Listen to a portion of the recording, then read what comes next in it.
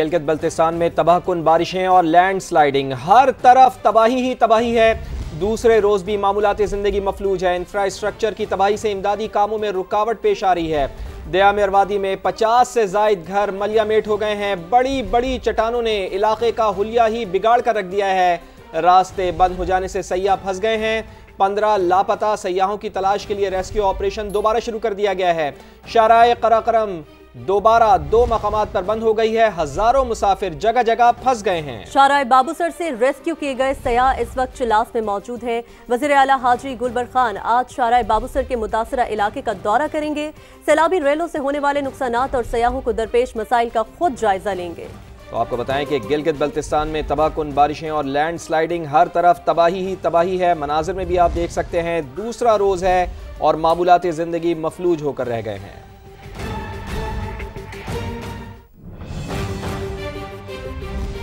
गिलगित बल्तिस्तान हुकूमत और फौज ने देवसाई में रेस्क्यू ऑपरेशन का पहला फेज मुकम्मल कर लिया है। शाराए कराकरम 2 जगह से बंद हो जाने से हजारों सयाह फंस चुके हैं। सुबह से रेस्क्यू का काम दोबारा से जारी है। तर्जुमान गिलगित बल्तिस्तान हुकूमत फैजुल्लाह फराक ने समा से गुफ्तगू में कहा, बाबूसर टॉप पर सैलाब में खातून समेत 5 अफराद जा बहक हुए। लापता 15 सयाहों की तलाश भी जारी है।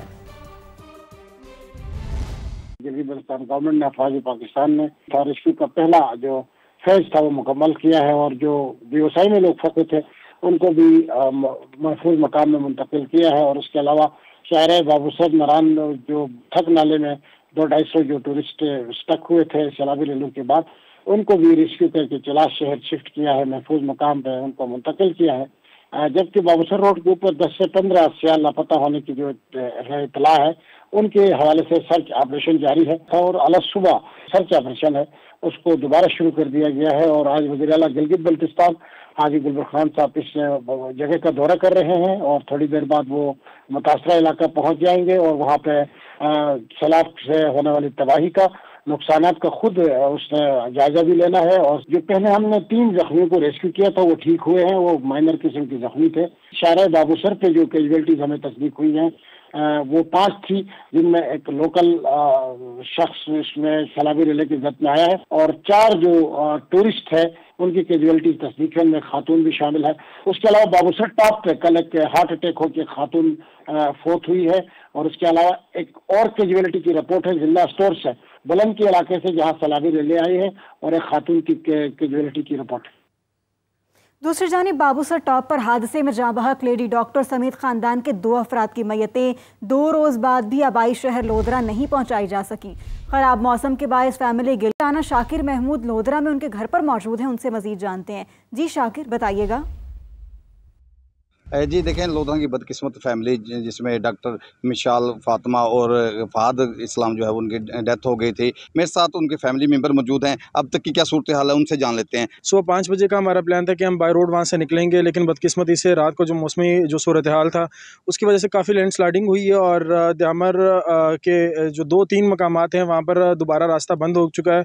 तो वो जो बाय रोड वाला प्लान था वो ज़रा डिले है। तो मेरी पाकिस्तानी गवर्नमेंट से, पाक फ़ौज से, GB गवर्नमेंट से, वहाँ पर जो भी इसमें अपना किरदार अदा कर सकते हैं, पंजाब गवर्नमेंट से मेरी उनसे रिक्वेस्ट है कि किसी भी तरीके से अगर वो रास्ते क्लियर करवा के कम से कम जो हमारी मैयतें वहाँ पर हैं, जो हमारे फैमिली मेम्बर्स 15 वहाँ पर स्टक हुए हुए हैं, फंसे हुए हैं, उनको किसी तरीके से जो है ना रेस्क्यू करके इवैक्यूएट करवाएं ताकि जो हमारी मैयतें हैं, क्योंकि वहाँ पर जो RHQ हॉस्पिटल है दयामर का, चिलास का, वहाँ पर जो मार्चरी की सिचुएशन है वहाँ पर 2 दिन से लाइट नहीं है। फैमिली मेंबर का कहना था कि हमने जल्द से जल्द रोड क्लियर करा के जो मैयतें हैं उन्हें लोधरा पहुँचाई जाए ताकि उनके तदफीन का अमल जो है वो जारी किया जा सके। जी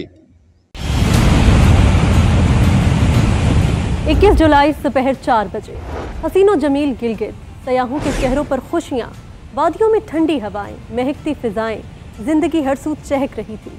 हर मंजर एक तस्वीर लग रहा था, हसीन पुरसकून ख्वाब जैसा। मगर कुदरत की एक आंख एक पल को पलटी और पलक झपकने में सब कुछ बदल गया।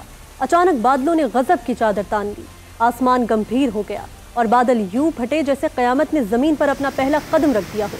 बाबूसर टॉप की कमजोर ढलवानें इस गजब के सामने बेबस हो गई। पहाड़ों से उबलता हुआ तबाहकुन रेला शाराए बाबूसर पर उमड़ आया, रास्ते निकल गया, गाड़ियां बहा ले गया और जिंदगी के निशानात तक मिटा डाले। रास्ते कट गए, दर्जनों गाड़ियां पानियों में गुम हो गईं, कई मकानात ज़मीन बोस हुए और कई मजबूत पुल अब माजी की कहानी बन चुके हैं।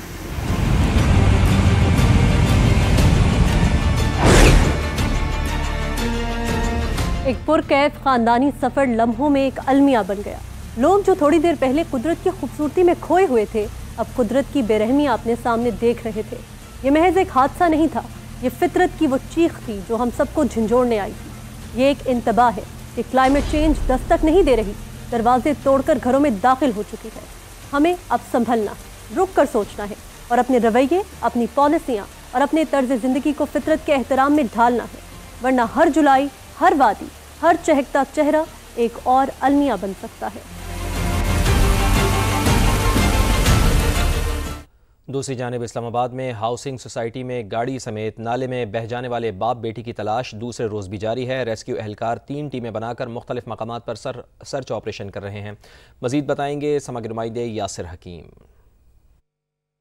देखिए, बिल्कुल गुज़िश्ता रोज़ निजी हाउसिंग सोसाइटी के फेज़ 5 में पेश आने वाले इस अफसोसनाक वाक़े को अब तकरीबन 24 घंटे से ज़ायद का वक्त गुजर चुका है, लेकिन दोनों बाप बेटी जो अपनी गाड़ी में सवार थे और बरसाती पानी में बहकर नाले के ज़रिए सवां की जानिब चले गए थे, उन दोनों को ताहाल तलाश नहीं किया जा सका।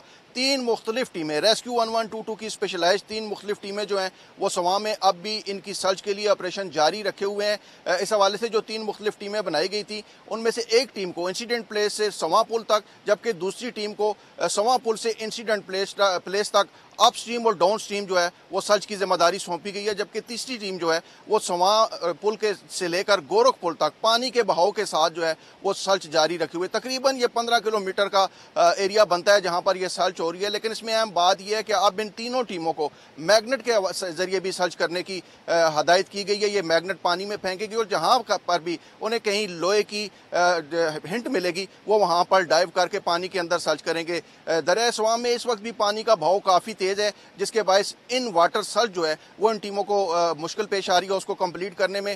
ताम तीनों टीमें इस 15 किलोमीटर रेडियस के एरिए में अपनी सर्च को अब तक जारी रखे हुए हैं। लेकिन बदकिस्मती से 24 घंटे गुजरने के बावजूद और इन टीमों की इतनी अनथक कोशिश के बावजूद ताहाल दोनों बाप बेटी के हवाले से कोई भी पॉजिटिव चीज़ जो है वो अब तक इन टीमों के हाथ नहीं लगी। जी ठीक है यासिर, बहुत शुक्रिया आपका, आपने हमें अपडेट किया। नाजरीन, मुल्क भर में मानसून बारिशों और सैलाबी रैलों ने तबाही मचा दी।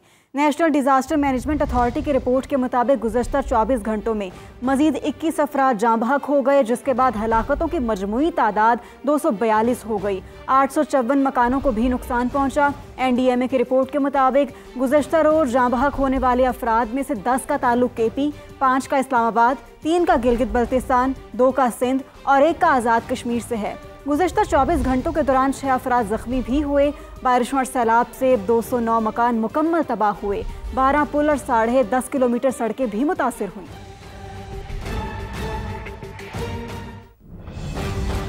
मॉनसून का चौथा स्पेल, तेज बारिश से शहर के मुख्तलिफ इलाकों में पानी जमा हो गया।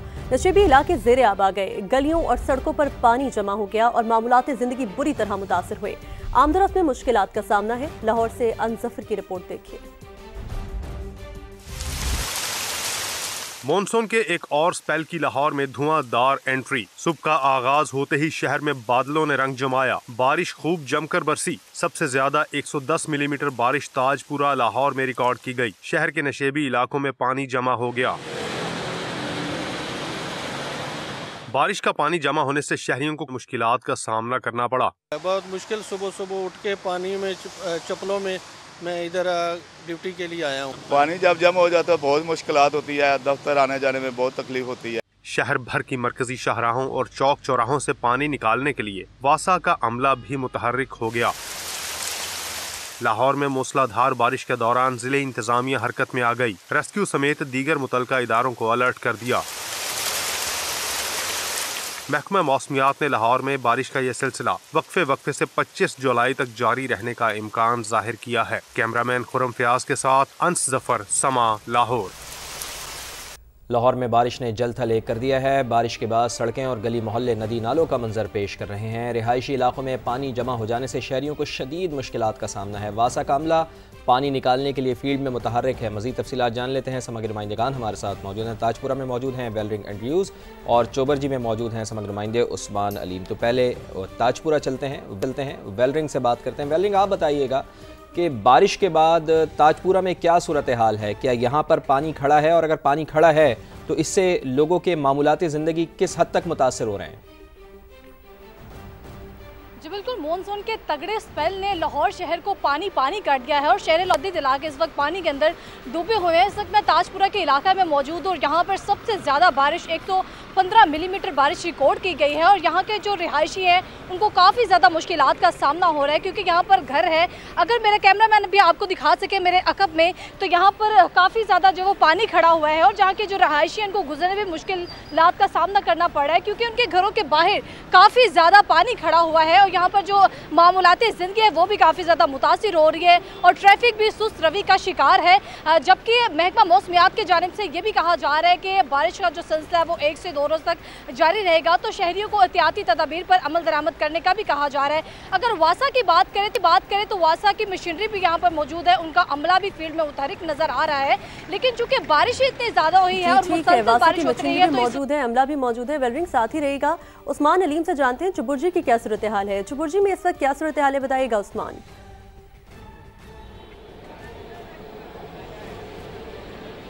जी बिल्कुल, आज लाहौर में बादल जो हैं वो जमकर बरसे। सुबह 5:30 बजे ये बारिश का सिलसिला जारी हुआ, जिसमें अब तक जो है वो मजमूई तौर पर 81 मिलीमीटर पूरे लाहौर में बारिश रिकॉर्ड की गई। मैं इस वक्त चुबुर्जी पर मौजूद हूँ, जहाँ पर जल थल एक हो चुका है। ये सिर्फ चुबुर्जी के हालात नहीं, बल्कि अगर मॉडल टाउन की बात की जाए, इस समय शहर के मुख्तलिफ इलाकों की बात की जाए, तो वहाँ पर भी हमें यही सूरत हाल दिखाई देती है। वासा का अमला फील्ड में मुतहरिक तो है, लेकिन ताहाल जो चुबुर्जी है वहाँ से निकासी आपको यकीनी नहीं बनाया जा सका, जिसकी वजह से यहाँ पर काफ़ी ज़्यादा सरकारी दफातर मौजूद है, सिविल सेक्रेटेरिएट मौजूद है, तो ट्रैफिक का काफ़ी दबाव यहाँ पर होता है। आप मेरे अकब में भी देख सकते होंगे कि ट्रैफिक जो है वो यहाँ पर जाम दिखाई देती है, सुस्त रवि का शिकार दिखाई देती है, जबकि जो यहाँ पर राहगीर हैं उनको आमदोर अपने खासे मसाइल का सामना करना पड़ रहा है। 1.5 से 2 फुट पानी जो है वो यहाँ पर जमा है, जिसकी वजह से जो शहरी हैं वो परेशान दिखाई देते हैं। 1.5 से 2 फुट पानी अभी चुबुर्जी में जमा है। उस्मान अलीम अपडेट कर रहे थे, बहुत शुक्रिया आपका। वेलरिंग एंड न्यूज़ ताजपुरा से अपडेट कर रही थी, आपका भी बहुत शुक्रिया। आगे बढ़ें, रुक करें आज़ाद कश्मीर का। तो आज़ाद कश्मीर में मानसून बारिश, बालाई इलाकों में बादल फटने के वाक़यात के बाद दरियाओं नदी नालों में पानी की सतह बुलंद हो गई। तफसीलात बता रहे हैं मुजफ्फराबाद में दरिया नीलम के किनारे मौजूद नुमाइंदा समा अमीरुद्दीन मुगल। जी बिल्कुल, आज़ाद कश्मीर में मौसम की बात करें तो बारिश का जो सिलसिला है वो वक्फे से कहीं तेज़ और कहीं जो है हल्की बारिश जारी है। गुज़श्ता रात भर ही बारिश होती रही। ताल्लुक मुजफ्फराबाद और इसके गिरदनवा में, इसी तरह वादी नीलम, वादी लीपा करना और पूंछ के जो अजला हैं उनमें भी यही सूरत हाल रही। अब जो है क्लाउड ब्रेस्ट जो है बादल फटने का जो वाक़यात हैं वो उनमें इजाफा हो गया। ख़ासकर बालाई वादी नीलम में बादल फटने के वाक़यात पेश आए हैं, उसकी वजह से मुख्तलिफ नालों में जो है तगयानी है, सैलाब की कैफियत है और लोगों की इमलाक भी वहाँ तबाह हुई हैं। इसी तरह दरियाओं की बात करें तो नीलम, झेलम, पूंछ और कागान से आने वाला कनार रिवर जो है इसमें भी काफ़ी ज़्यादा पानी के बहाव में इजाफा है और इंतज़ामिया बार बार इसी वजह से ख़बरदार कर रही है शहरियों को दरियाओं नदी नालों के किनारों से दूर रहें और एहतियात करें। और यही सूरत हाल है कि सयाहों को भी पहाड़ी इलाकों में सफ़र करने से बारिश के दौरान इजतनाब करने का कहा जा रहा है। इंतज़ामिया और मुतल्लिका एमरजेंसी के इदारे हैं वो अलर्ट हैं किसी भी सूरत हाल से निपटने के लिए। जी बहुत शुक्रिया, आप हमें आगाह कर रहे थे। माहिर माहौलियात मुनीर अहमद का कहना है कि पाकिस्तान अभी क्लाउड बर्स्ट की पेशगोई करने की टेक्नोलॉजी नहीं रखता। आवाम को चाहिए कि जो मालूमात फराहम की जाएँ उसे संजीदा लें। इस्लामाबाद में नुमाइंदा समा उमर बिन आसिफ से खुसूसी गुफ्तगू में मुनीर अहमद ने आवाम पर बरसात में गैर ज़रूरी सफ़र न करने पर जोर भी दिया है। जी बिल्कुल, मैं इस टाइम मौजूद हूँ माहिर माहौलियात मुनीर अहमद साहब के साथ। सर ये बताइएगा कि पाकिस्तान में क्लाउड बर्स्ट के जो वाक़यात है वो बढ़ते जा रहे हैं, इसकी क्या वजह है? बुनियादी वजह तो क्लाइमेट चेंज है। और पाकिस्तान पिछले साल जो जर्मन वॉच इंस्टीट्यूट की रिपोर्ट के मुताबिक पाकिस्तान सर फहरिस्त है। क्लाउड बर्स्टिंग ये कोई नया वाक़या भी नहीं है, पाकिस्तान में इससे पहले भी क्लाउड बर्स्टिंग होती रही है, लेकिन इतनी फ्रीक्वेंट नहीं थी और इतनी इंटेंस भी नहीं थी जितनी अब है। क्लाउड बर्स्ट की सूरत में आवाम को क्या करना चाहिए? जो इन्फॉर्मेशन दी जा रही होती है उससे उसके ऊपर गौर आपको करना चाहिए। दूसरी ये है कि जो ऐसे वल्नरेबल एरियाज़ हैं उनसे आपको थोड़ा दूर रहना चाहिए। क्लाउड बर्स्ट है, क्या वो अर्ली वार्निंग सिस्टम से डिटेक्ट हो सकते हैं, और क्या पाकिस्तानी इदारों के पास इतनी टेक्नोलॉजी मौजूद है कि वो डिटेक्ट कर सकें? पाकिस्तान के अंदर 7 अर्ली वार्निंग सिस्टम्स हैं, जिनमें से 4 ख़राब पड़े हुए हैं। अगर ये ऐसी सूरत हाल होगी तो जाहिर है कि बड़ा मुश्किल हो जाता है। क्लाउड बर्स्ट होने की जो इंटेंसिटी है, शिद्दत है, वो कितनी होगी, इसको गेज करना शायद अभी भी हमारी उस इस्तेदाद से बाहर है। इसको बढ़ाने की ज़रूरत है। हुकूमत को चाहिए कि वो वक्त से पहले तैयारी करे और आवाम को क्लाउड बर्स्ट के बारे में आगाही फराहम करे। जी।